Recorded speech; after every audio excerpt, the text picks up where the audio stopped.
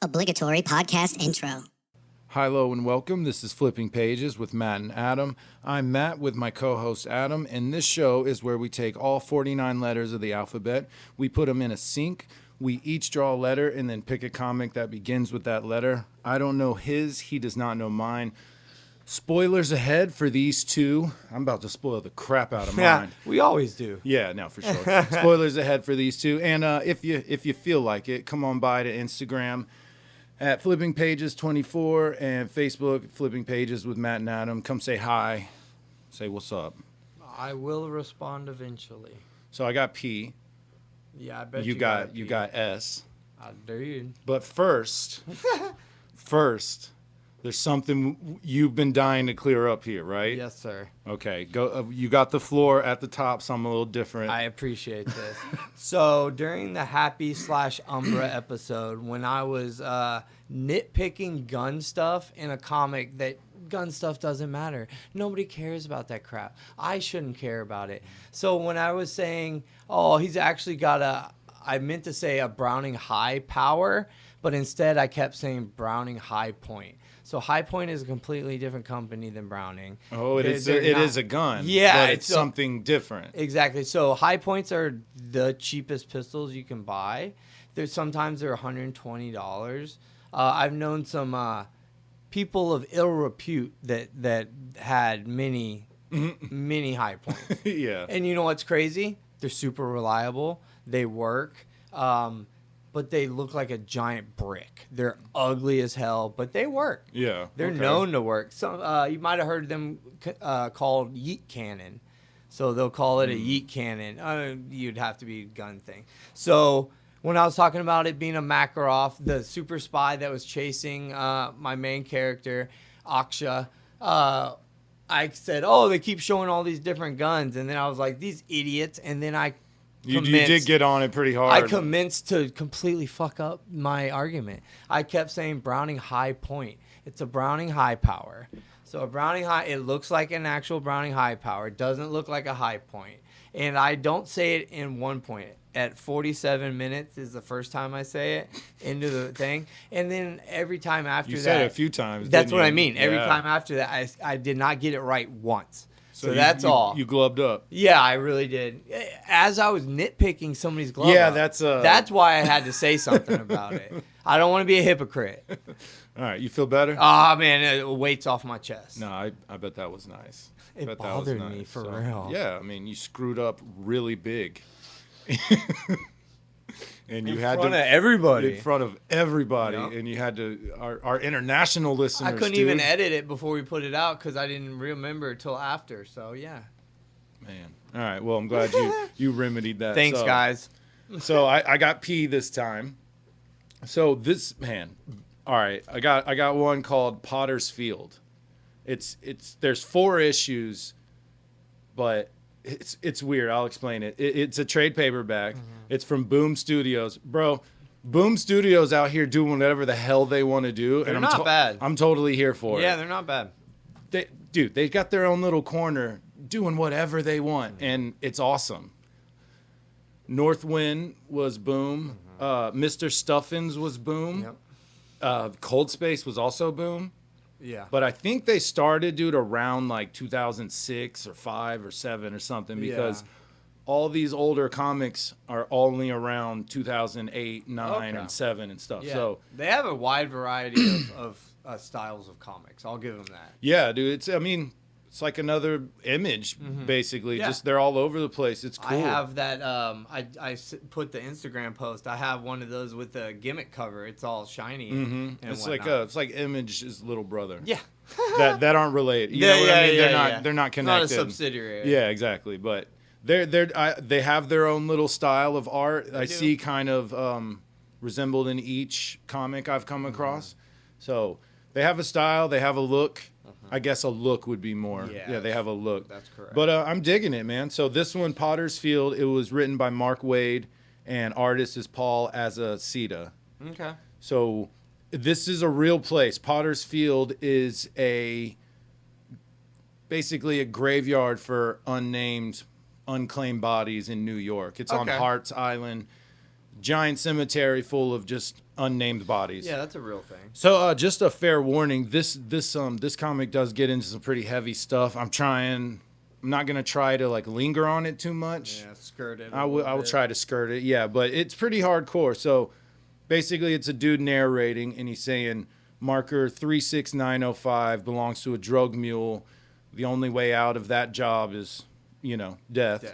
So New York's finest found him on Canal Street. They found no ID, no nothing, just faceless dead. And they put him, in this Potter's Field, or Potter's Field in Long Island, or Hart Island, sorry.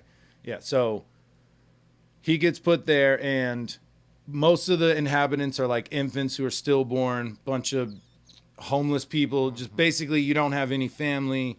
They can't find any photo or any info about them at all. You go here. So there's apparently, as he's narrating, he goes, people denied mourning by their, anonymous nature, and this bugs the holy hell out of this guy. Shows a dude wearing shades looking at a number on the ground, 36905, right? So he knows tricks that could set a cold case on fire. He's basically a badass. He goes places where the cops can't go. Okay. It's showing him sneaking up on a building. The next one, he never rests until he can give the dead something, and it's their name. So that's his whole gig. Oh, okay. So it shows him shoving this dude's head in a toilet, drowning him. And when he pulls it out, the next panel, he's sitting there, and he's coughing, and he's like under the floorboards.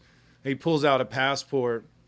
So his whole gig is giving them a name to be remembered by. Yeah, okay. He goes to 36906 or 905, and he writes down Alejandro Ruiz, and then he gets to work on the next one. He's got them in order, so I don't know if he's done 36,000, but I doubt it. I'm pretty sure he's just starting random places. Wow. They drop little hints later where he's like 7,000, 39,000. So I think he's all over the place, but.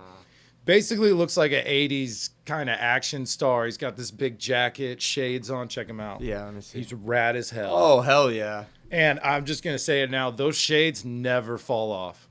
No matter what he does, huh? They never come off. He's wearing them at night right now. Yes, so. dude. They're like glued to his head, like surgically attached Part to of his face. Personality. Yeah, for sure. So the guy narrating it's a man in his bed with this redheaded girl. And she's got these giant, like, cross earrings. I only bring it up because they're so prominent every time they show her. Big old earrings. And she says, I thought you worked at Hart Island Prison. And he says, yeah, I don't really work for this guy. I do work at the prison. I've been with this guy for 3 years. And he's, like, never said a word about who he is or anything. Oh, okay. I just do what he says. The mob framed my dad for murder. John Doe, which is what they call him. All his agents call him John Doe. Okay. He says he found evidence that cleared my father by turning up 2 other corpses killed by the same gun, proving it's not his dad. Okay. So he's like, I help him skirt the Hart Island security, and, he can do his thing. And then he calls on me when he needs me, and she's like, how well do you know him? And he says, oh, I knew you better when we left the bar. So he don't know this chick. Yeah. So the whole time they're talking, on the TV is this woman named Farrah Stone. She's like, and Channel 9's Farrah Stone asks, is the criminal justice system beyond repair? So as they're chatting, this is going on in the background. She's yelling away about this case. She's asking him, oh, you're never curious about this guy? What's with this whole anonymous shtick? He's like, I don't know. I don't care. I get what he's doing, but I don't really ask why. So he drops hints. There's other people, but he sticks to his own shit and does his job. And she goes, I take it he's got agents all over the city. And that's the end of the conversation. It cuts to an autopsy room with this coroner, and he's listening to Farrah Stone, and she's yelling at some guy, why not just come clean? And the coroner's like, he's not guilty, you stupid woman, blah, blah, blah. Like, he's like, this is New York. Just because you're a crime victim doesn't mean you have authority on police or the judicial system. And then he's like, everyone in this city is a crime victim. He's like, Farrah Stone, you harpy, blah, blah, blah, right? So he's talking shit, and he's like, oh, we're not in the same fraternity, are we? So John Doe goes, she's not an agent, man. I have my standards. He's like, so 36906. So this is the next one. He did 905, which was the Ruiz dude. He drowned in the toilet to figure out the name. Okay. That dude. So he's on the next one, and he says it's a girl. Injuries consistent with fall from nearby building. No sign of struggle. Ruled a suicide. There's a photo of her personal effects. He's like, yeah, it's wallet and stuff. He goes, what about the Walkman? In the corner goes, we call them iPods now, Grandpa. And he's like, no, not this one. And he holds up a picture of a tape player. And he says, anything on the tape? And the corner's like, it's unplayable. So he says, get it to me. I got a guy. Figure it out. Take it easy. He takes a sip of water and he puts the bottle on the table. And he's like, nah, anything else you need? And John Doe goes, not tonight, as you were. So he leaves in the corner, immediately looks at the bottle and goes fingerprint testing for it. And he goes, and his phone rings and he's like, nice try. In the corner's like, what are you, an alien? How do you not leave prints? He's like, trade secret, Miss Marple. He's like, give me that tape. So you see is encryption enabled. It's like text on the screen. Because You Loved Me, Celine Dion, Exhale, Whitney Houston, How Do You Want It by Tupac. I could go on, but good call, Mr. D. Every song on that tape is from 1996, not one of them later than the summer. And he goes, does that help you? And John Doe types back, it confirms a lead. You know, how's your mom? And she's like yelling that my bath's getting cold. Come on. He's like, don't ask. So he then calls this. This is just showing all his connects kind of in the midst of him working. Gotcha. So he calls this woman, Detective Nisa. She's a policeman. And she's talking. She looks something up for him. Police woman. Sorry, you're right. Ooh. So she calls him JD, which I thought was cool. She goes, yeah, you were dead on.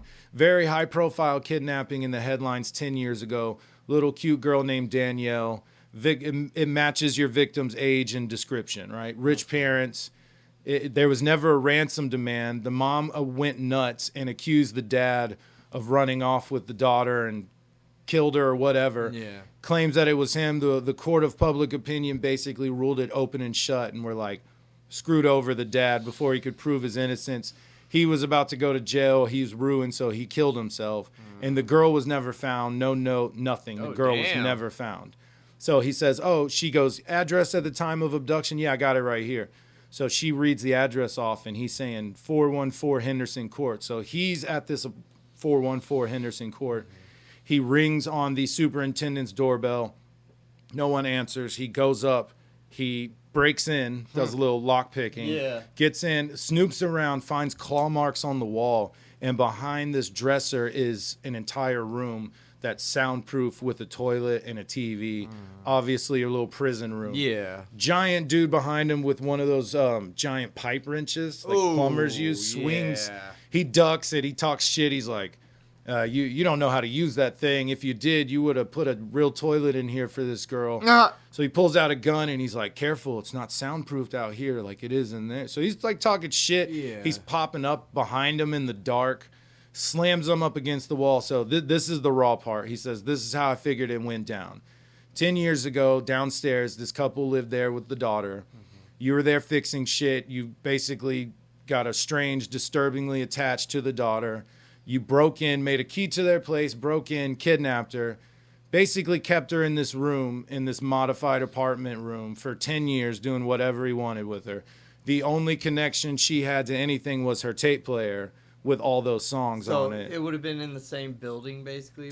She was downstairs from her parents. Oh, my God. And the mom totally played into the kidnapper's hands because she was blaming the father.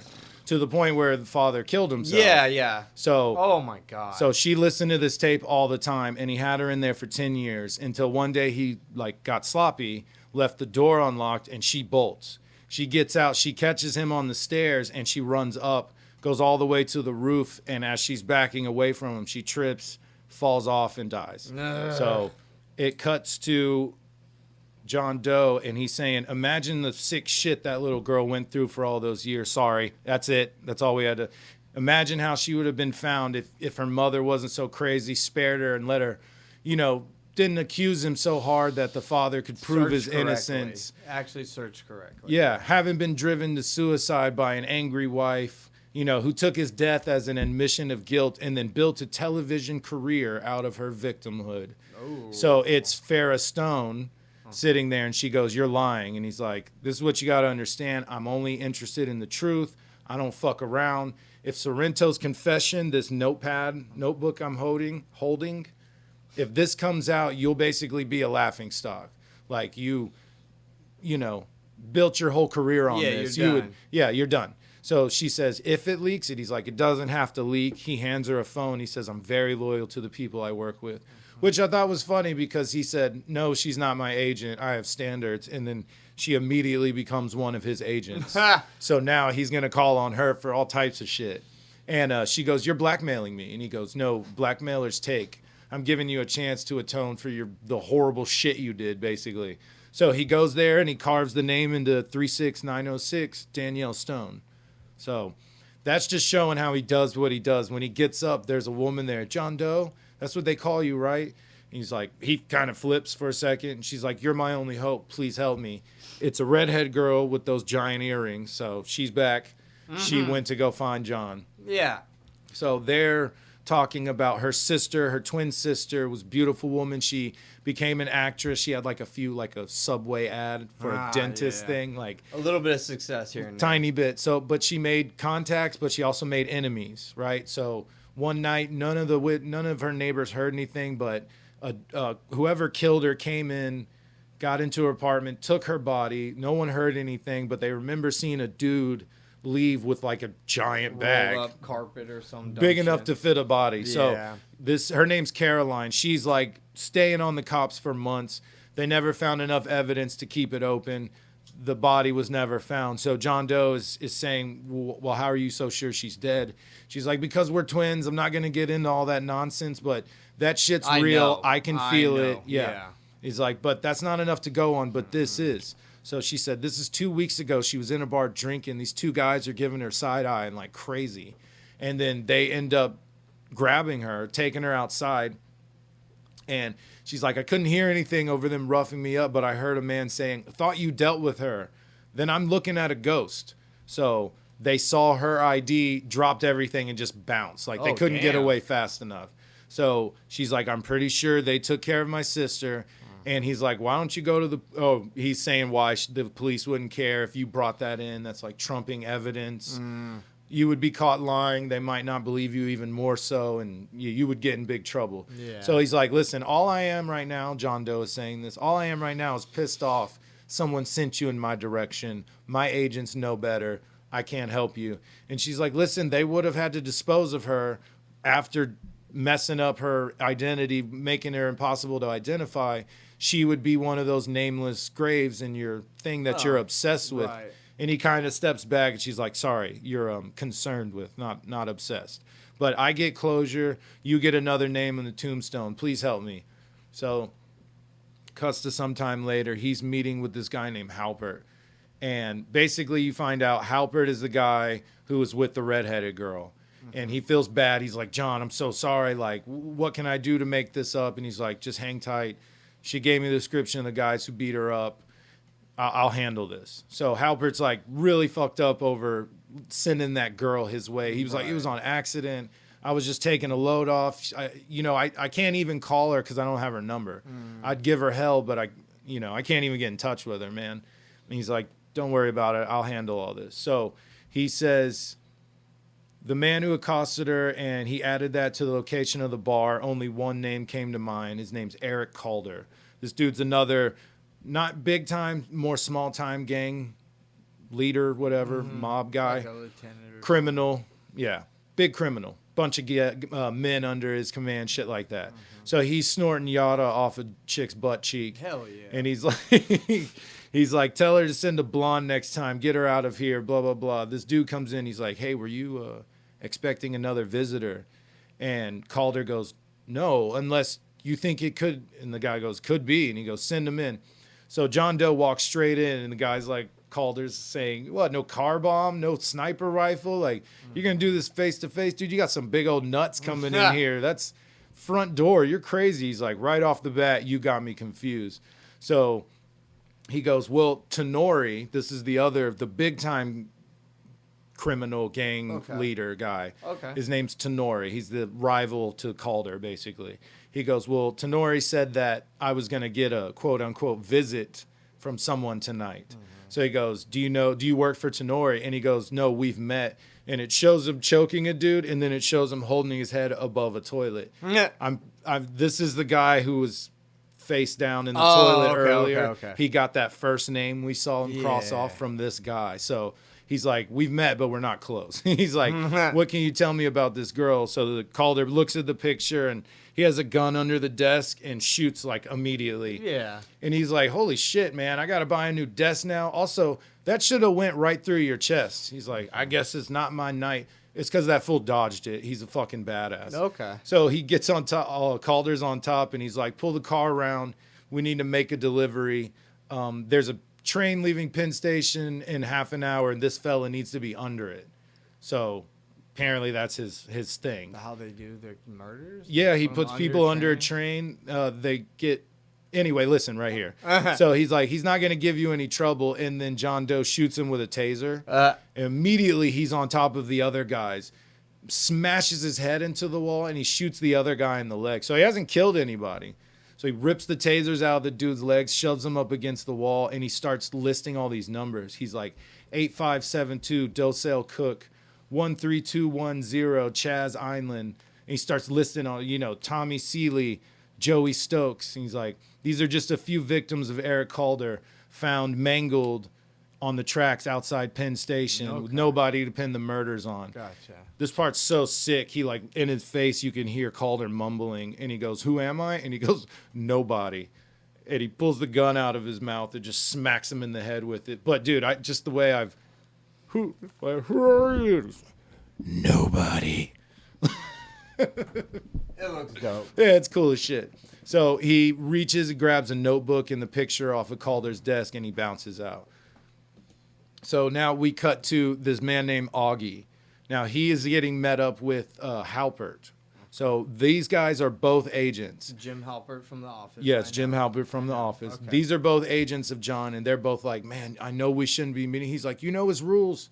We aren't supposed to know about each other, let alone meet, dude. We can't do this. And he's like, dude, you were the one who found me, Mr. X-Star reporter. And he goes, yeah, I get curious, man. And they have this joke about what John did, that he's an assassin with a guilt complex, an ex-fed with a missing wife, and now he's just a Raymond Chandler fan with the world's worst OCD. And he's like, basically, I have no idea who the fuck this guy is. Oh, they're just, okay. Joking about who he could possibly be. So Halpert ends up telling Augie, like, dude, listen, I messed up. I screwed him, like, really bad. I basically sent a woman that way. She tricked me. She went through me to get to John. This is bad. And Augie goes, did she have red hair? So I think it happened to Augie, too. Somehow he knew. Yeah. We find out it's Tenori. He's in a car. And he's like, so you're telling me after all that shit, no one's dead? And he's like, listen, man, Doe just walked out of here by himself under his own steam a few minutes ago. The Calder guy and all his men are pouring out of there like they got their ass kicked. Yeah. He's like, sorry, boss. So Tenori breaks the phone, and he says, find me a hardware store. So now John Doe is at the coroner's room. He's getting patched up because he got shot in the shoulder. Okay. So he goes, Calder was in Vegas the night she claims she was jumped outside the bar, so he knows she's lying. So he goes back to Hart's Island, to Potter's Field, and there's a present sitting there. And he opens it, and it's a number, 123078, John Doe. And he gets he gets a shovel thrown at him. He's such a badass, he turns around and catches it. It's pitch black at night. He's still got his glasses on, by the way. Of course. They tell him to start digging. So this is the third chapter.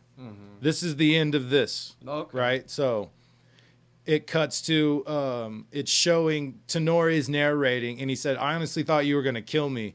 You should have. And it's showing that man in the toilet again. So he's like, you broke into my home and went through my things. He's like, you pulled the trigger on yourself. No one disrespects Abel Tenori. He's like, you thought you were anonymous, man? It took a while, but I caught sight of one of your contacts, and then I put Carolyn in on it or whatever, you know. He's like, she suckered you in with that sob story about the sister who never existed. And he's like, she cooked it up to throw me and Calder against each other. You wanted me to kill Calder for her, and you had no connection to it. I just killed your rival. You're good to do whatever you want. You have no ties to that case whatsoever. Okay. He's like, I'd say you're smart, but you're holding the shovel, blah, blah, blah. So Carolyn drops down, starts talking shit. She's like, Calder's a pig. You should have killed him. He treated me horrible when I worked for him.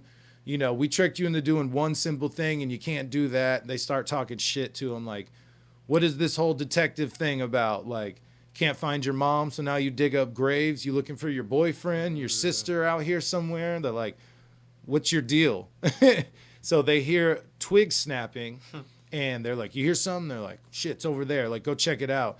And Tenori's like, I got him, man. Y'all go ahead. So it's Tenori, Carolyn, and I think, like, 4 other, like, lackeys. Okay. 4 dudes, right? So all 4 of the guys go over there. They keep Carolyn and Tenori there.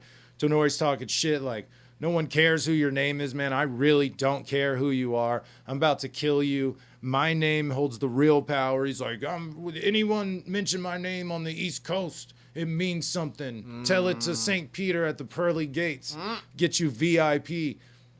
Bunch of gunshots start erupting. It shows John Doe like sneak his boot off and put it on the shovel and just fling it right at Carolyn's face. The boot? The boot. Okay. Off the shovel. He's out of the hole immediately, knocks over Tenori. Tenori just turns around, start blind shooting at him. He runs in the woods. Now he finds Halpert, who'd been shot in the shoulder. And he's like, you were always a lousy shot. And he's like, listen, that girl's going to set you up. Unless you already know that. He was like, no, it's good work. Thanks, man. He's like, you'll be fine till we get you to a hospital. This part's pretty cool. 2 of the guys pop up behind him, and he does some work with the shovel, bro. Knocks guns out of their hands. At one point, he does block bullets with the shovel. Oh, damn. It's pretty sick. Racks this dude in the middle, in the crotch, with the shovel. And then he is about to get shot, and then Halpert blasts him for him again. Cool. Right? So Tenori and Carolyn come running out, and they're like, don't let him get away. They have a little chase. Now, they run up on this building with a super tall tower, and they're like, where's he going to hide? He's like, you tell me, genius. Like, obviously in there. And they talk about, you know, what is all this? It was built for, like, light industrial stuff, metalwork, woodwork. It's been a ghost town forever. It wasn't always just a graveyard. Okay. He's like, it's off limits. No one's supposed to be there. So they go through the building, and they actually find his home. They go in, and they're like, solar generator, chemical toilet, army rations. Nice. They're like, this is a pretty dope little setup, Hell too. Yeah. Super quiet. This fool ain't afraid of no ghost. He is the ghost, bro. Yeah. Like, ghosts are afraid. But no, him. look at his house. Look, yeah, it's pretty. It's a pretty chill little room. It looks like a attic. It does. It looks exactly like an attic. Yeah, it's nice. If you go to IKEA, he could spruce it up a little bit. You know I mean, what he's I'm got saying? furniture and whatnot. Kind of, yeah. Yeah, he does. He does. So they're looking around. They find his tools. They're like, he's got a bag with like hammer and hammer to carve, or he says he's been writing names on the headstones, hammer to carve, but no chisel. And as he says that, John Doe stabs him in the back with a chisel and knocks something over. I guess it's a heater, and the whole place starts catching on fire, like immediately, super quick. Yeah. So Tenori and Carolyn are separated from John Doe and the other guy. His name's Donnie or something. So they see someone walking out of the fire, and they think it's John Doe. So Carolyn starts blasting with her gun, and it's the Donnie dude, and he falls down the stairs. Donnie. And they're like, "Oh no!" So John Doe is pointing a gun at him, and he's like, "Listen, it doesn't have to be like this, man. I don't gotta know anything about you. Let me go. No one will find out anything about your agents." And he goes, "I won't say a word." And then Tenori points the gun at Carolyn. And John screams no, and he goes, she won't either, and he shoots her. He actually shoots her in the head. Okay. So Carolyn's dead. Tenori shot her. John Doe is pissed. He just backs into the fire, into the shadows like a superhero, and disappears. The guy, Tenori, is screaming about, we had a deal. Get me out of here, you son of a bitch. He's like, my name, blah, blah, blah, right? He jumps off, the high story they're on down the building and just falls to his shit and the building collapses on him. Hell yeah. So it's a coroner's report, Caucasian, 35 years old, crushed and burned under the Brooklyn terminus of the Manhattan Bridge. No sign of arson in the area. Body was relocated. Massive skeletal damage consistent with impact of collapsing debris. So remanded to Hart Island, marker 15704. So John Doe is there, gets there, carves his name in with a chisel. They don't actually show it. It just shows him walking away, and it says the end. Yeah. So there's this chapter 4. See, I got the paperback. It's all of originally Potter's Field is 1, 2, 3, and then there's Potter's Field Stone Cold. And that is this one issue story that I have here. Oh, okay. I thought it was something separate. I didn't realize I had that when I got the paperback. Right. It just collects all of them. This is like a one-issue story. It's not connected to that one. Whatever it is. Yeah, it's a one-shot, basically. Say, hey, remember John Doe from those last 3? Here's another one. Yeah. So you didn't tell that story, right? No, I didn't tell that okay. story. Do you want me to? It's one issue. Just real quick. Yeah, do a quick wrap up. So, yeah, I mean, that's the end. He got all the bad guys. They're all gone. And like everyone died and he's putting names on it. So this one, basically, there is some corpses that have been showing up whose face and hands have been burned beyond, recognition. Like, so you can't identify these guys. Yeah. He's like, a lot of their deaths have been like all over the place. Natural causes, mostly overdoses, but the mutilation is inconsistent with their deaths. Yeah. Someone has a heart attack, they show up all mangled as shit. So she's like a serial killer. He's talking to Detective Nisa, that girl he called at the beginning. Yeah. So this one's all about them too. So he starts naming them. He's like, I got a positive on this woman, file clerk with no family, another loner named Oscar. Once I had a third name, I went looking for another connection. So he goes to the mail. He goes to Walter Betty, another nameless, disfigured corpse, and he sees that his credit's been racked up. So he goes, okay, it's identity theft, profits in the hundreds of thousands, credit lines open, loans, all of the recently deceased. So his little nerdy guy that he chats with. This guy in the chair? Yes, literally. So he gives him a toy, and he's like, cardback's not mint. And he's like, your breath's not mint. And he walks out. So he basically is like, listen, I am, all I can do is like follow up. I have nothing as far as preventative maintenance. Like, I'm not a cop. I can't do any of that stuff. He was like, but someone is, harvesting the names and backgrounds of the New York dead and like sending me what's left. And he's like, we have to stop that. So he did some investigating and found, he called her in specifically because over time there's been a lot, but not over a far area. So she's like, it's my beat, isn't it? And he's like, yeah, exactly. But he's like, that's not the only reason I asked you. And he basically says, who has a background they can exploit, but who doesn't have close families who can immediately flag the identity fraud. She goes, that narrows it down, I suppose. He goes, let's go further. To do this person's work, whoever's finding the bodies has to be first on the scene. She was like, how are they getting there ahead of the cops? And he goes, they're not, detective. So you find out there's some cops. They do some crazy investigating. They find out it's these two guys, Lynn and Zawista. She's secretly doing checks and all this stuff. She's secretly investigating them. They immediately know. It shows her staring at them, and when she turns around, it shows them staring at her. Shows them she's following them in the car in the grocery store. She's talking to this woman, and she goes, I need you to think back, Greta. You saw two men leaving the scene. She's like, I told them one of them looked like my brother. That's him right there, the picture. She's like, they drive a purple car like that Chinese woman with the glass eye that makes my noodles. And so John Doe and Nisa are talking, and he goes, either of those officers own a purple car? She's like, no, but I doubt Greta's noodle lady has a glass eye either. Yeah, right. So she was like, we have your men. And also, this is the most telling clue of all. They've been following us all evening, and they're right behind us. So they get in this big fight. They were getting a hot dog. He pulls out all the boiling water and like burns the dude's face. Oh, that's dope. She smashes his head on the hot dog cart, and then he falls over it and basically gets hit by a car. And the other dude takes off. So one dude gets hit by a truck. She goes, damn it, John, follow him. So he takes off. He's chasing a cop. everyone's like, what the hell's going on? What Like, is this? so he's at the top of an escalator. He tackles them. They fall to the ground. John gets surrounded by policemen who are all like, freeze. They get mobbed by like a running crowd who's freaking out. And he just disappears in the crowd all Jason Bourne style. Nice. So he's out there. She's like giving her report to other cops. They're like, hey, her badge checks out. And this dude shows up, Aiken, who is above her, right? I don't know what his Her position superior is. of Yeah, some sort. one of them for sure.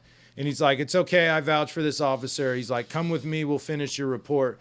And she opens her eyes, like rubbing her eyes. She looks, there's a purple car. And he pulls out a gun and he's like, I insist. Yeah. So he's like, you fucked up. You fucked it all up. He's like, he was there on 9/11 and he was cleaning up bodies and all that junk. And he found a wallet. And he was like, so many unnamed bodies that I just wanted to know something about one of them. Okay. So he's like, I did research and I found that he had a bank account and all this stuff, a social security that was just going to go to the bank and stuff. So I sold the social security to an illegal and I emptied the bank account. And so he's like, why don't we deserve that? He's like, you know, our salaries suck. He's like, this world, he's like, the bank's going to take it. They're insured. They don't need any of that. You know, we do. And they ask about John Doe, and he's like, he's not my problem now. So he points the gun at her. They finally get out of the car. He points the gun at her, and he's like, you should come in with us. And she's like, I can't. And he freaks out, starts, well, then tell me you won't say anything. Like, he starts beating her with the gun. Tell me you keep your mouth shut. John pops up behind him, hits him over the head. Nisa's fine. She's calling it in on the radio. John's chasing this dude who, like, climbs up a crane. He's about to jump off and Some James Bond shit. yeah, he's about to jump off and get hit by the train. And John saves him at the last minute. And he's like, let go of me. He's like, hell no, man. You're going to pay for this shit. So he gets some more names. He says, once I took him in, Aiken confessed to 23 names. Oh, so shit. he was able to knock 23 names off his list. And she's like, you ought to take a vacation, right? Still got his glasses on. Just looks at her. The whole time. She got a medal, and she's worried because she's like, a cop who takes down cops is not very, No, looked it's upon dangerous very as fuck. fondly. Yeah, exactly. So she's like, just tell me that you trust me. And he writes a name down on a piece of paper and hands it to her. And she's like, what's this? And he's like, it's a name. And he's like, should I look into it? And he's like, someday, but not now.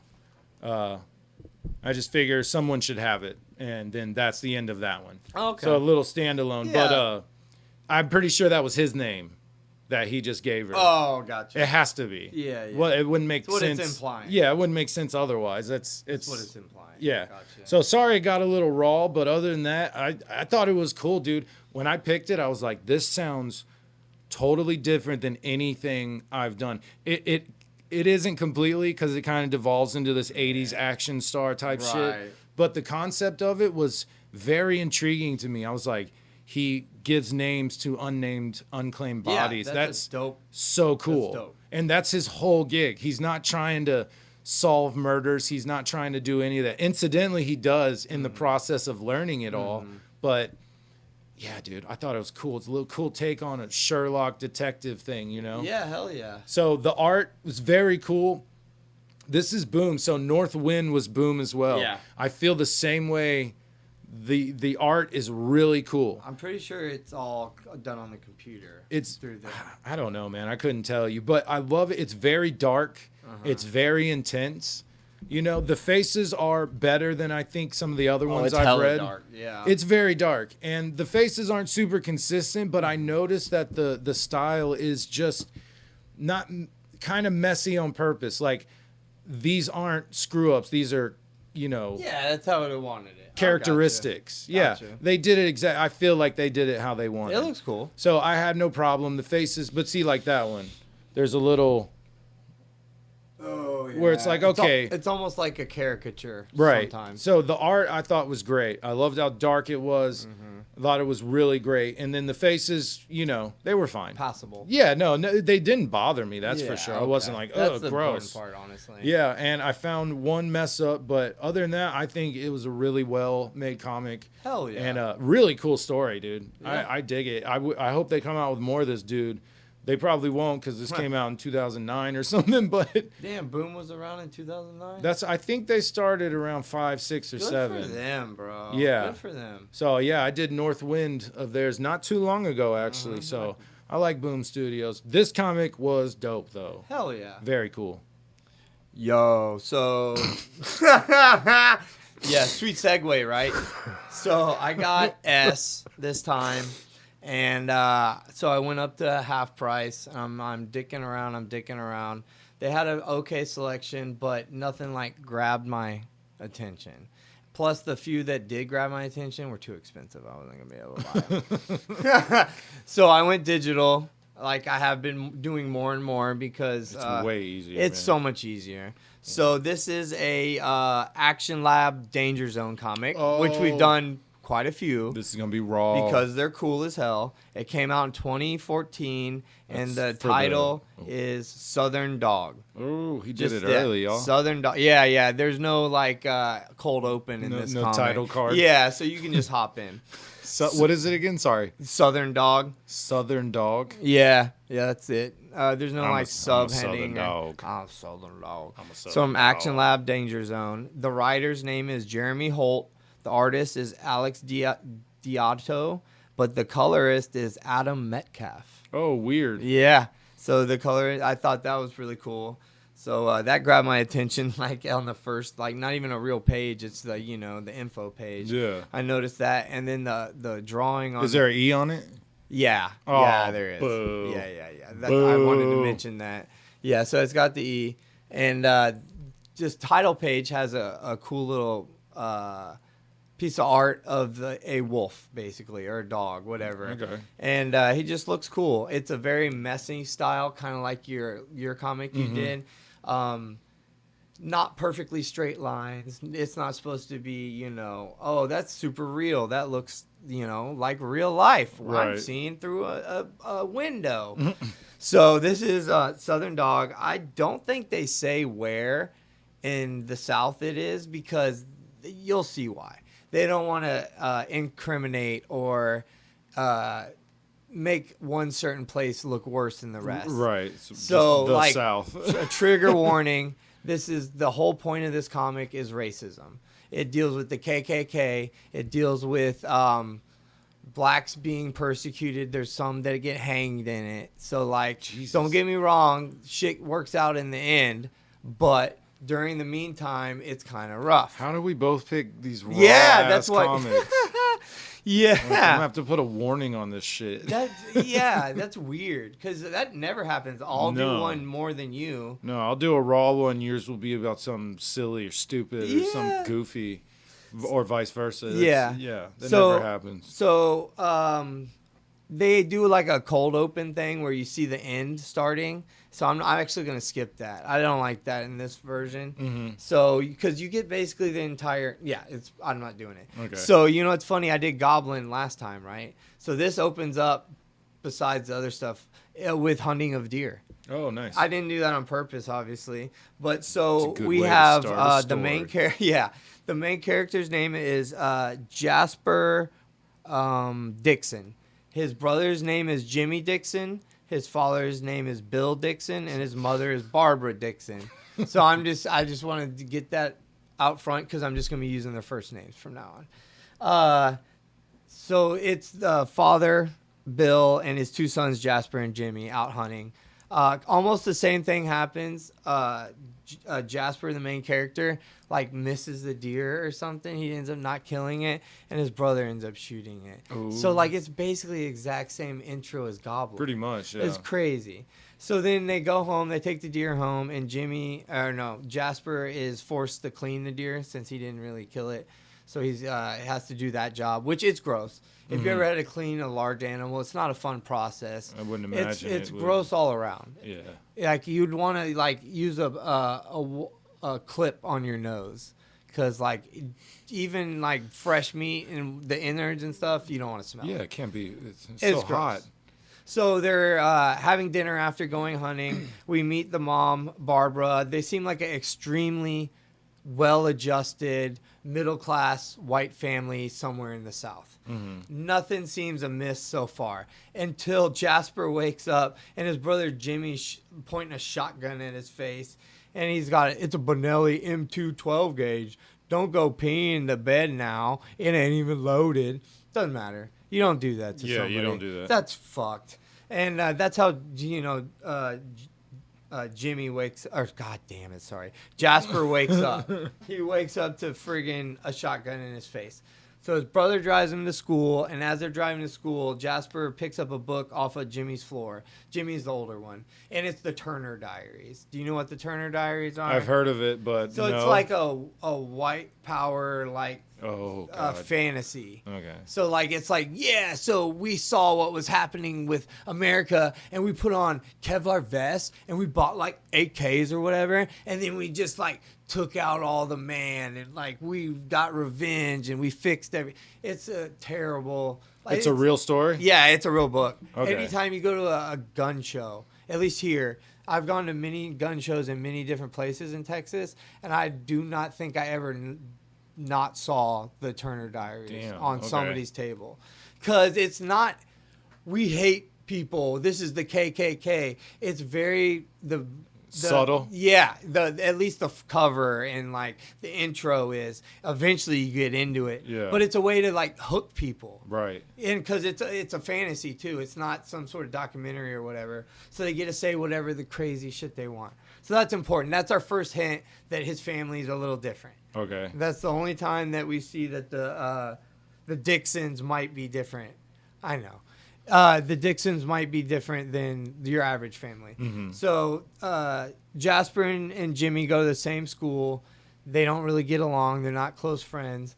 How much older is a Jimmy? year? A year, okay. Maybe. They're pretty same size? Yeah, they maybe 2 years older. I don't know. Not much. So they're leaving school after him having a regular day at school, basically. Not much happened. And his brother is like, hey, we got to go meet up Dad. And he's like, what? And he goes, we're going hunting again. He's like, what? We just shot a deer. We're not even allowed to get more deer, whatever. He goes, we're actually going to meet somebody. So we meet that he's a governor and then a mayor. Oh, he's a senator. And so there are these guys in high positions in the government. And they're going out to hunt. And they're just walking around not hunting and just talking about how they're KKK people and they need to return old values to society. So this is where we get the first, holy crap, this is actually going down that. Yeah, it's pretty serious. Yeah, and so Jimmy is all about it, the older brother. And Jasper wants nothing to do with that shit. Mm. He knows how stupid and ignorant it is and wants nothing to do with it. And he keeps getting dragged along by his brother, by his dad, forcing him to be in this thing. Mm. So they're out hunting. They're just walking around. And it's just Jasper and Jimmy walking by themselves hunting. And a wolf, a brown wolf. It's brown, but a wolf pops out of nowhere and bites the shit out of Jasper. Damn. And then... his brother shoots it. Does he kill it? No, he shoots at it, and it goes away. So Jasper got bit, and it's not a life-threatening bite, but I think it was. Yeah, it was on. I mean, it's a bite from a wolf. Yeah, That's pretty. It was on his peck. Now that I'm looking at it, he got bit on the peck. Basically, it's got to be bad no matter what, though, right? Yeah. Oh my God, bro. It's a Hell wolf. yeah. So they the rest of the hunting group, meaning the senator, their dad, all the other KKK guys, right? Hear what's going on, so they run over and they're like, "What's going on?" They're trying to help Jasper, and Jasper passes out, and he starts having I guess a dream or a memory, as he's a werewolf now, and he's running through a field killing sheep. As a werewolf, and then he wakes up out of it, and he's like, "Oh, that was a terrible dream," Yeah. And he goes downstairs and he talks to his mom for a second. And his mom is actually really sweet. She's not racist at all. She's putting up with this. Putting up with this asshole for whatever reason. I don't know what her justifications are, but she's a good one. She's the good one in the whole group. So Jasper has been flirting with this girl Zoe at their school, and she's black. And what happens is actually the black dudes corner him and actually beat him up because they're like, stay away from our women or whatever, because they saw him flirting and whatnot. So he gets beat up a little bit. They don't stomp him or nothing. He gets punched a few times. He's knocked out on the floor, though, so I guess it's pretty freaking bad. Kind of bad. Yeah, he gets home, and he's like, "Nothing. I'm fine. I'm fine." And his father's like, "You're obviously not fine. What happened?" This dumbass tells him. He knows what his father's about, and he tells him, he goes, "It was Jamal Robinson." He gave him the whole name, too. Damn. He could have been like, "It's some black guy," or whatever. Yeah. It was a white guy. Why didn't he say it was a white guy? Yeah. Just lie about it. Because he knows who his father is. Like, if a normal father, you wouldn't need to lie. Because it's not a problem. Yeah. But he knows what his father's about. So his father goes, "We got to handle this. Come into my study." And he goes, "My entire life, up until this day, I've never once seen inside my father's study. It is locked with like 5 locks. I had no idea what was in there." And like, so I was like, "Oh, this is going to be gnarly." What's he got? It looks like a almost standard Southern man's like study. Yeah. The extra thing is the Confederate flag on the wall, and then his Klan hood on like a dummy. So besides like that, a bust? Yeah, a bust. So the rest of it is literally just normal. There's like a deer head, and like I was expecting like bondage. I was thinking like Nazi flags or some shit. Yeah, everywhere. or like mounted people's heads, something. That's genuinely like the way he portrayed it. I was thinking more realistic. You're like mounted head. Yeah, bro, something. It was gnarly. Some little fantastical. Yeah, so that's the end of the first issue. So they come in heavy on that first issue. I'm glad they did. I liked it. There was action. They revealed that they're all racist and shit. Yeah. So like they did what they needed to do to get me hooked. So I thought that was cool. So now we pick up just with them, with Jasper, Jimmy, and his dad, Bill, rolling over to the Robinsons' house immediately. Immediately, yeah. They didn't even wait for like, you know what I mean, craziness. Mm-mm. So they're wearing the Klan like white robes, but they haven't put on their mask yet. And his dad, Bill, Jasper's dad, Bill, goes, "Here, this is yours. Like, I made it for you," or whatever. And I don't think he literally never puts it on. Everybody else ends up putting on their mask, and he refuses. He just won't. He won't do it. And his dad's like, we have to make sure things go smoothly. We have to facilitate our world into a better future. Like, dog whistling like a motherfucker. And they so I thought like, oh, what are they going to do? Yell at him out like a megaphone, or burn the cross, or, one of them standard KKK bullshit. So like I see, they're burning a cross in their front yard. That makes sense. That's what the KKK does. And then you see they're all loading guns. Okay. I was like, oh God, no. And then I think it's Jimmy throws a brick through their window. And it's the parents' window. So the dad wakes up, didn't even see the burning cross, but saw the brick through the window and firelight. He knew exactly. This dude's been around. He knew what was going on. He yelled at his kids to go hide in, like, not a safe room, but hide somewhere. And now we got Jasper like, "Hey, Dad, can we, like, not do this? Like, maybe I'll beat him up tomorrow like a normal human being would." And his dad's like, "No, we got to handle this." So they bust into the Robinsons' houses with shotguns and drag the entire family onto the front lawn like it's 1890 or some shit. Yeah. What year is it? It's now. Okay. Like this came out in 2014. It's set in 2014. They have cell phones already. Like okay. Yeah, I need to be more specific about some of that sort of stuff, because that does make a big difference. I said school. I never said call. I said I don't know, but I need to be more specific. Wasn't a lot of telltale signs. It was the 2000s or yeah, nothing. Exactly. I assumed. Yeah. So they drag him outside, and then Jasper's dad, Bill, is just a dick. He's just like, "You need to learn," but standard all the racist horse shit. Bullshit. So this whole time, Jasper didn't once put on his mask. He's still not wearing the mask, which means if anybody sees him, like, he's gonna get fucked. But he's so against it. He's like, "No, I will not even dignify that shit with hide my identity. I'm not part of them." So that's like, there's not a single point in this story where Jasper's like, "Well, maybe I agree with my dad. They have a point." No, not once. He knows the entire time, even though his father's been brainwashing him his entire life. He knows, because he's a good fucking dude. It's morals. You should know you know. He's a good fucking dude. So You Jasper feel it. This isn't right. You should be able to You feel should. it. So Jasper is standing like 3 houses down, and they string up the I think it's the wife and the husband. Holy shit. And they're literally hanging, like lynching them. They're hanging them. That's and horrible. Jasper is standing like 2 or 3 houses down, and he starts getting more and more mad. And he's like, I feel like I'm on fire. And then he morphs into the wussiest looking werewolf you've ever seen in your life. In the interiors, this werewolf would be cute. What? You would be like, oh, what you do, little guy? You look at your fuzzy face. What the fuck? Dude, he's not much bigger. His face literally looks like a Shar-Pei face almost. What? Like a fuzzy no-nose. see this thing. Yeah, here. Come on. Let me see it. So that's not the best pictures, but Is look. he drooling? Yeah. It's his first time. He does look changing. kind of cute. Look, he's got a fluffy face. His He face does isn't have a long. fluffy He's got a face. short nose. It looks soft.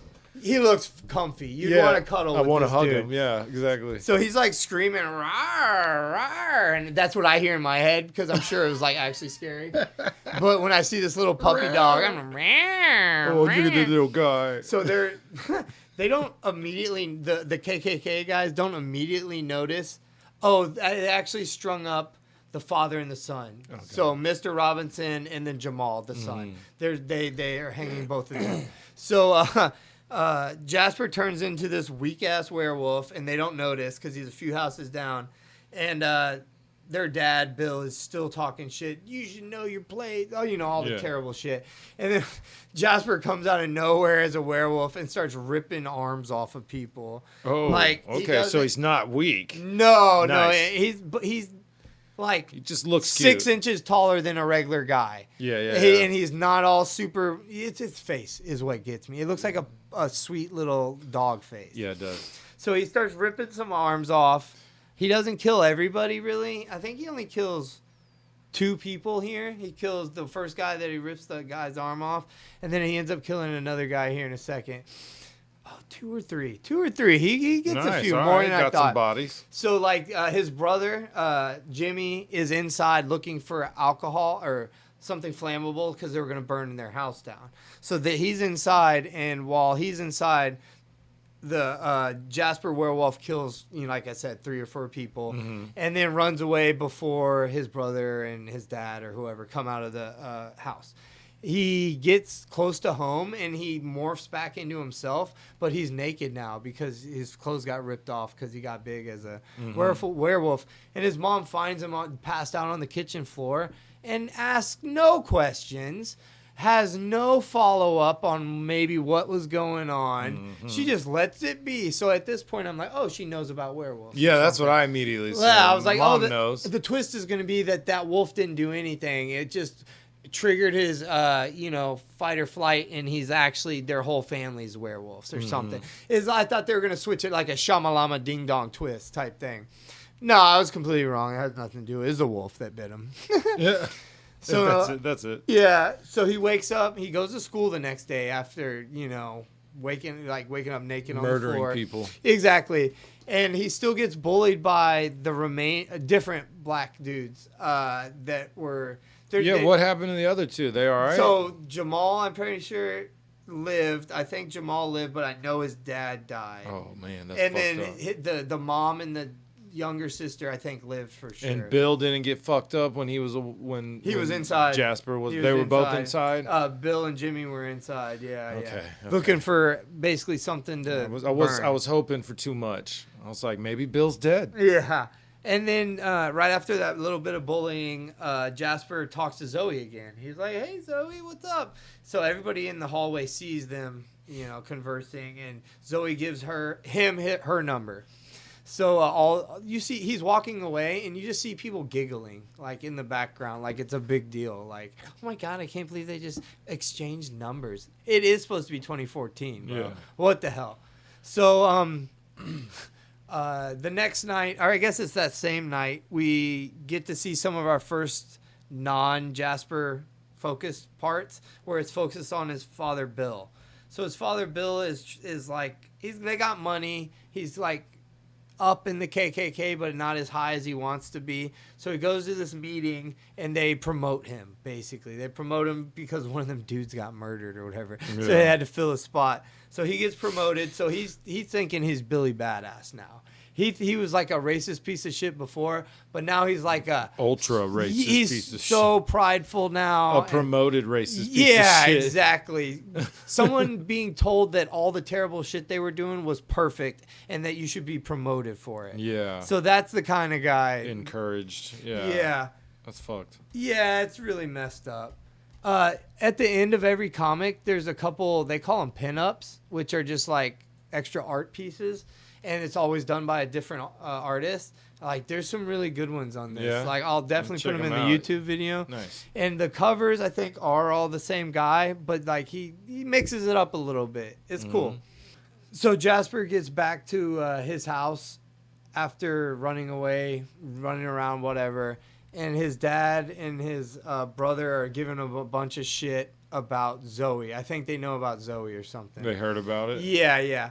So Jasper gets left at school, basically. He doesn't have a ride home, so one of his teachers has to, I actually wrote it down, Mr. Morris has to give him a ride home, who's a really nice teacher. Yeah. And so he gives him the ride home, and on the way he's like, I know you don't think the same way as these people. You and me are different, blah, blah, blah. And is basically telling him, yeah, I know you're not a racist asshole, so, like, keep it up, basically. Mm-hmm. And when Mr. Morrison gets there, Bill just, like, lays into him, like, immediately. I need to talk to you. He goes, I don't need your extremist propaganda bullshit trying to sway my son. He knows what's right and wrong, but and just fucking ignorant goes ass. Off.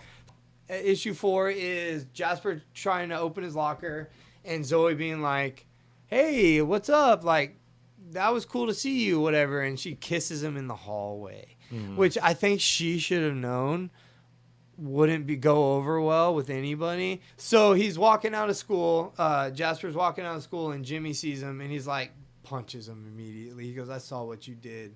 And immediately, like, abandons him, basically. So Jasper goes to a party where Zoe's at, and they're starting to drink, and they're hanging out. They're just chilling, basically. It's not a problem. And then those, the black dudes from earlier, if I knew their name, I would tell you their name, but they don't say it. They see Zoe and Jasper together, and so they start beating up Jasper a little bit. So Jasper's like, oh, hold it in, because when he gets too angry, that's when he turns into the werewolf. Right. So he's like trying so hard, and he doesn't. He turns into the cute Shar-Pei werewolf. And then all the people around, one of them goes, what the fuck? And then, oh, that's Jamal Robinson that lived. He goes, it's you, because he was there and saw him the first time. Right. The Shar-Pei werewolf. Yeah, he saw him. So he's like about to attack him, and then he gets hit right in the neck with a tranquilizer dart. I was like, tranquilizer dart? Who the hell keeps tranquilizer darts? And it's his friggin' brother and some of his friends and some other members of the KKK. He went and captured him, bro. I don't think he saw him change. So as of right now, I don't think he knows it's Jasper. But he showed up and was able to capture. He had to have known. Something, right? I don't know, man. As the KKK party's going on, it's like a casual cake, meaning the wives are there and they're like eating and drinking and not saluting Hitler and whatnot. Right. So it's like a gathering basically. But as soon as Jimmy calls his dad, he goes, we got him.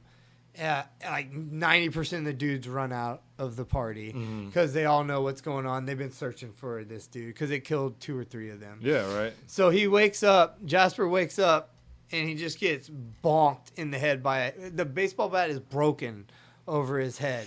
And they string him up as a werewolf, and like as he's up there, he turns back into a human. And now they all see that it's him. Because I don't think anybody, maybe his brother knew at this point, but they all see. But the crazy part is, so I don't understand how this happened. So we see him wake up. He gets hit in the head with a bat, and then I'm going to read the next panel. This is how we show the abomination who's top dog.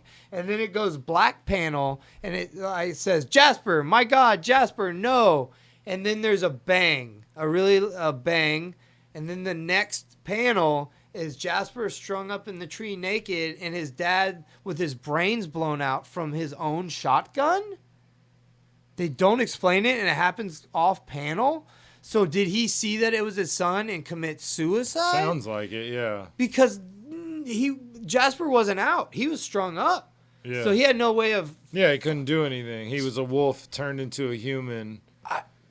I have no idea. That's the only part of this whole comic that threw me off. Everything else makes sense. There's no issues with any other part. Oh, let's do the faces. I like the faces in this. Yeah. They're done very simply, but there's a little bit of resemblance between the dad and his two sons. Mm-hmm. His mom looks more like Jasper, and Jimmy looks more like the dad. Nice. But they all kind of look similar. Oh, that's good. And like I said, the werewolf face is very not scary, but it's well done. Like I said, it looks like a dog face. Yeah. Like a short-snouted, fluffy dog face. Well, it's called what? Something dog? Southern dog. Southern dog, Yeah, so yeah. they don't... I don't think they ever say werewolf, actually. Yeah. I don't think they like do. Sorry. So getting back on track. Somehow his dad blows his brains out. No friggin' clue how this happens. It does. Now his dad's dead. Cool. This pisses him off enough to re-transform into were-dog. And he hops up and he, I guess, murders all of them except for his brother. He just kills all the dudes that showed up. Pretty sure it was all of them. All the husbands of the town. Yeah, basically. And then we shoot to a funeral, and we see a funeral for his dad. It's not a mass funeral, meaning like everybody that died is there. It's his dad's funeral alone. So he's there, and he's talking. He gives like a eulogy, basically. And it is not super nice, but it is not direct either. He doesn't say he was a racist piece of shit. He's like, we disagreed on many things, blah, blah, blah. It was sweet without being kissing his butt, basically. And everybody's like crying and shit. And then the actual last panel shows Jasper holding Bill in his arms and crying. And he goes, I loved him and I knew he loved me. And that's the very last panel. So a very not satisfying wrap up there at That's the the end. end? That's genuinely end. Normally I'm kind of bad about explaining the end. But that's everything I just said is the exact end. Everything's wrapped up in like 2 pages, basically.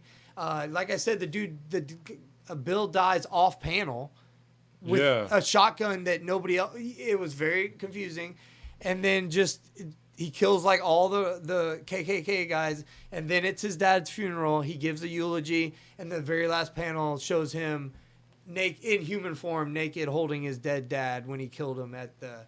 Well, if he killed him. He probably you're right. Yeah, he had to have shot himself. Yeah. He had to have. So, like, I was like, why was this the Southern, whatever? So I looked a little bit into the writers, the artist, everybody that was involved in it. Not a single one of them is from the South. Not even close to the South, like, at all. So, like, I was like, they did an okay job because I know they were trying to go overboard. They weren't trying to be subtle. But I was like, they did an okay job about representing the South. You know what I mean? Not the everybody being racist part. That's the overboard part. Yeah, right.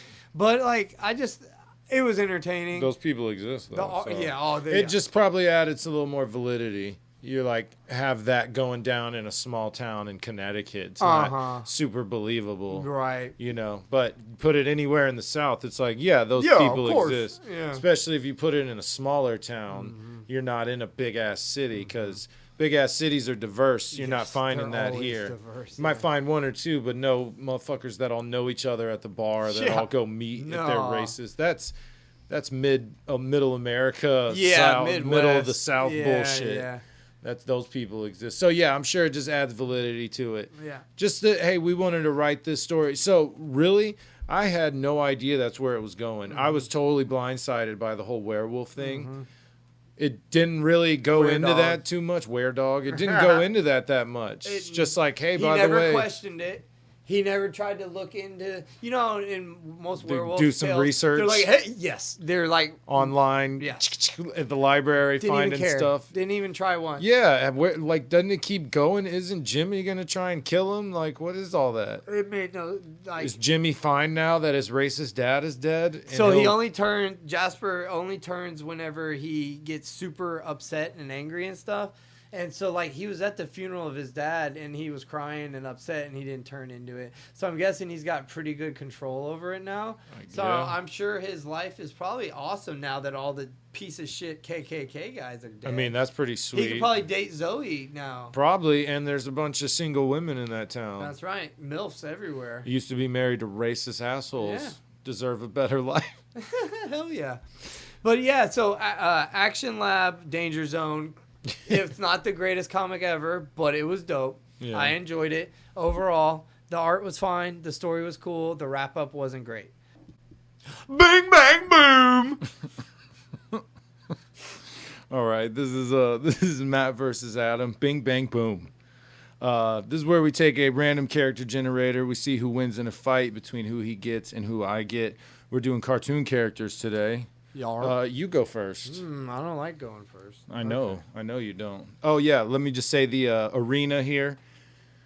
Just 2 downtown blocks in Houston. I'm eating some food. He's getting some coffee, and it's fight on sight. Yeah. Basically, guns, anything weird like that, something we would normally have on us. Whatever we do that. So like extra shit that they may have or carry, we don't. I hope you get a small child with no powers. Ooh, you got Zim's. He's got stuff, but that's what I'm saying. So so this is weird when you have someone like Zim. It's like Batman. Do you take into account all the gadgets and stuff? You know what I mean? He wears that backpack that carries most of his gadgets. And do you have Gurr with you? Yeah, Gurr's always with him. He is. Ooh, I got Nigel Uno. What? Nigel Uno. Who the hell is that? I don't know. Okay, so Nigel Uno is from Codename Kids Next Door.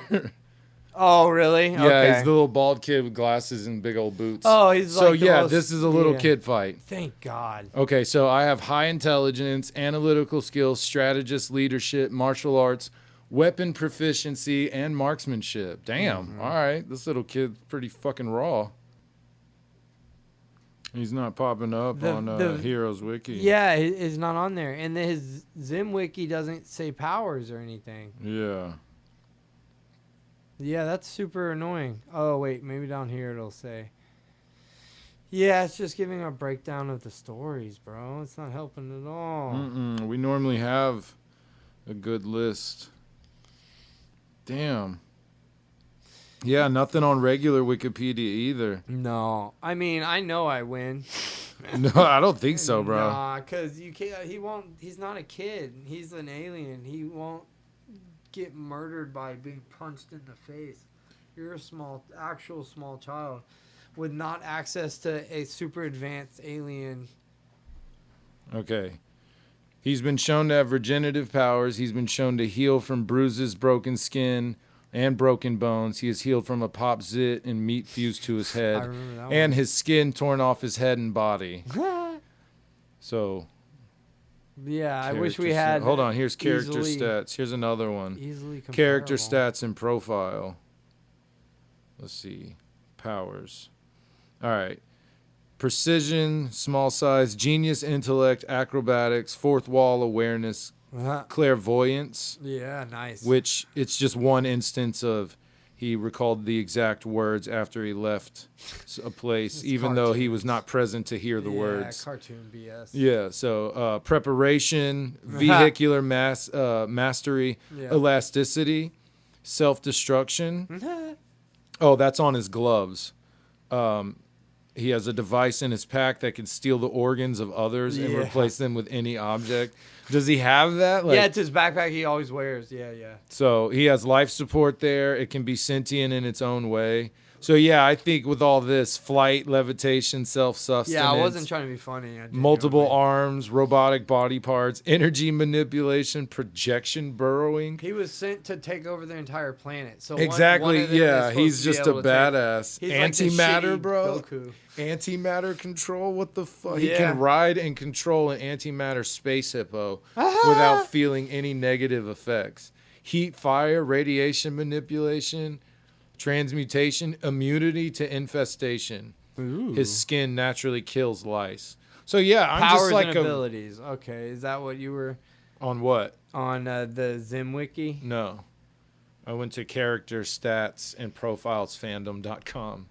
It just popped up when I typed it in. But no, I think you win that. I think I'm just a regular kid, and you are an alien who was sent to single-handedly take over the Earth. Was expected, too. Was like, expected they were to, surprised yeah. that he didn't. Yeah, well, he sucks, right? Yeah, he's a moron. Yeah, he messes So up you're a lot. smarter than me, / like I'm smart because I'm an alien guy, but I think I'm basically the dumbest of my species. Yeah, so I mean, I might have a chance. We might do like 70-30, possibly. Yeah, I genuinely. Because he's a brilliant strategist, apparently. Yeah. And if I have weapons, I'm awesome marksmanship. Yeah. And I do know how to fight. Yeah, so you don't really carry around too much stuff, though. I don't think I have anything. It just I showed think him he's got wearing like those big-ass boots. What are they, like a slingshot, maybe? So that I could probably kill you a couple times. That's what I said. 70-30 is totally agreeable. Yeah, I think that works. I'm down with that. Yeah, that's straight. You do have a lot in your arsenal. If you don't have that pack though, and it's just hands, Ooh, because like I said, I am super durable. Like you are couldn't be that. able You to- do have like alien abilities without your pack. He gets without smushed, basically. that's cartoon, but still though, he really does have like